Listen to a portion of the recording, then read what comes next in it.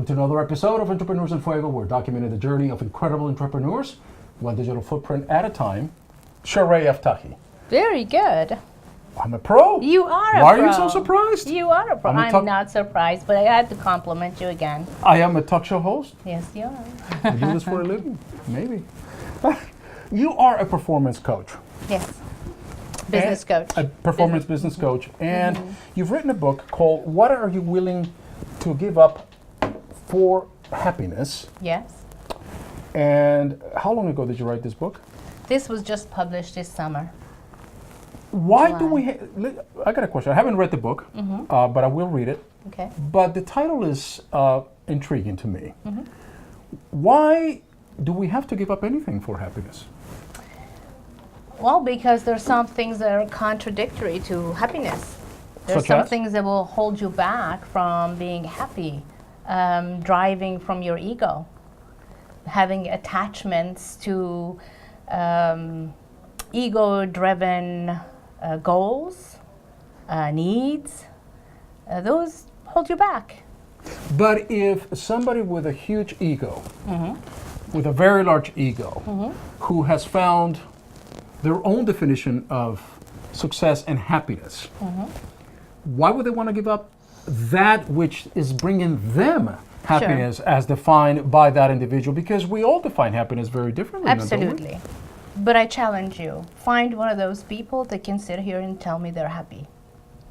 The material, they're happy in their own world, in their own universe. Yes, but the unhappiest people that will never reach that feeling of serenity, that feeling of true peace within themselves, are people that have tremendous egos because there is nothing that's ever enough. So how are you defining happiness then? I mean, part of it, you just said a little bit about finding that serenity, but how else do you find happiness? Or how do you define happiness? To find your true self, to find who you are, what you want, what is your purpose, and you drive to that in life. Yeah, but how does that translate on a daily basis? Do you walk around in a state of nirvana at all times? Do you walk around? No, do not you shave your necessarily. head and No, you none put of a that. tunic on It's a feeling of fulfillment.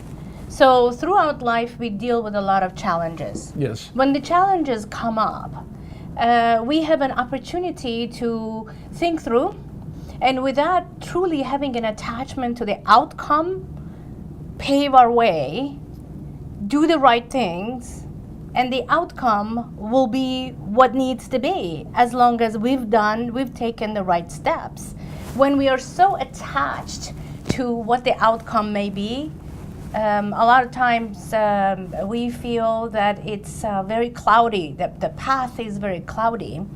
We don't see things as clearly as we should. And in life, whether it's in business or in personal life, and I believe you cannot take one out of the other. If you're an entrepreneur. Right. Or even in any business is part of who we are. Sure. If we do not have if we're not clear, if we don't have clarity in why we're doing what we're doing, and what is our purpose in doing it, it is very difficult to gain that true happiness that we're reaching for. Through reaching our goals are not clear. Our goals are not relevant to our values. And if if there is not alignment between your goals and your values, guess what happens? You never reach them. So what you do in your business is, you remind me like a business chiropractor, right? Sure. Because I Good come analogy. to you, I come to you, I need an alignment. Right. And an adjustment. Okay. Every so often, periodically.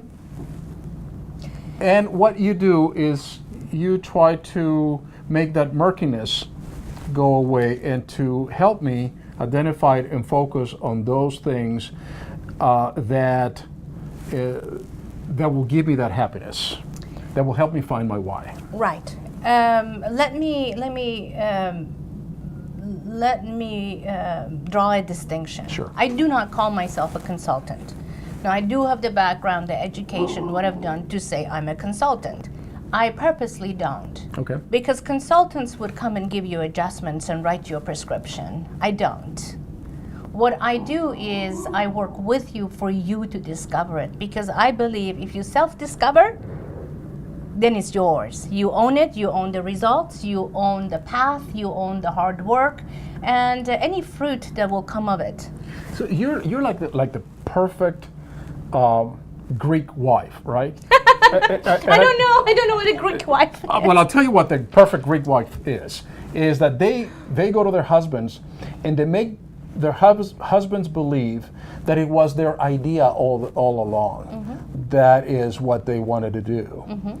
And the husbands are like, yeah, I feel really good. It was my idea. And it's the same thing with the clients. Your clients are the ones that are doing all the work. Yes. But you're just kind of guide them a little bit. I help them. I help them discover what I don't. I do not manipulate them to a particular understanding or Correct. outcome, but I will help them in asking the right questions and Exactly. discovering what is it that they're really after. Now, in my business, most clients that come my way, they really don't know what they need. And sometimes they say what they want, but it really is not what they're truly what they're looking for. So there may be different layers underneath. Absolutely. That's Okay. and as an entrepreneur, all of us, there's just so much information coming at us. There's so much we have to manage on a daily basis that it is difficult to sift through it all. So if we don't have that guidance, if we have someone helping us to only think about the most important things that we should and get rid of the noise, get rid of the judgments, get rid of what, who, where, when, why, and find our own why, we can move mountains. I love it. The book is What Are You Willing to Give Up for Happiness? Shohreh Rostami Aftahi. Aftahi, yes. Yes. Thank I know, I've got your name down. Yes, you have. As an entrepreneur, Yes. let's take a little bit of a different definition. As an entrepreneur, what is your biggest challenge? My biggest challenge would be clients that come my way that are not coachable. Because I can't. And you do tell it. them. And I tell them. Actually, I fire clients. You tell, I'm sorry, We can't work together. I can't take your money. Right. I can't coach right, you. Right. You're not ready for me. That's correct. Because I'm very upfront and honest when I tell my clients that I do not do it for you. I'm by your side. I'm that most trusted advisor that will not let you go, take the wrong path. I will help you to discover and find the path you need to be on. The discussions, the decisions, I'm all in it with you, but I will not do it for you. It involves a lot of trust. Yes. From a client point of view. Absolutely. It's my business is a business of trust. Yes, respect and trust. With all that said, I don't judge my clients, wherever they are and wherever they're heading to. It isn't my choice. It isn't for me. It's for them. It's not about me. It's about them.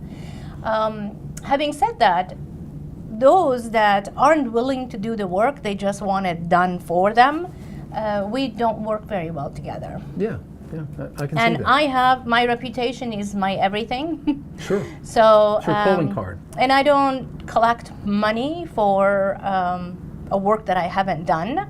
So like that. therefore, I like that. That's very important. if we can't work together, then they need to find another resource. What is this? Focal Point Coaching Excellence, Performance Coaching and Training. Is that a seminar that you have coming up? No, this is about what I do. This is My what you business do. is Focal Point Business Performance Coaching. And then there is this a This is seminar? a webinar. A webinar. A webinar. I find most people don't have the time to go sit in a room. Right. So webinars, lunchtime webinars seem to work very well. And we're coming on 2017. And most of us have many goals that we never realize.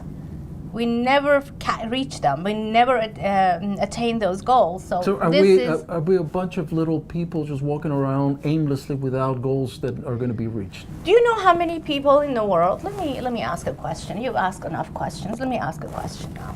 Shoot. How many people in the world? What percentage of people in the world have written goals?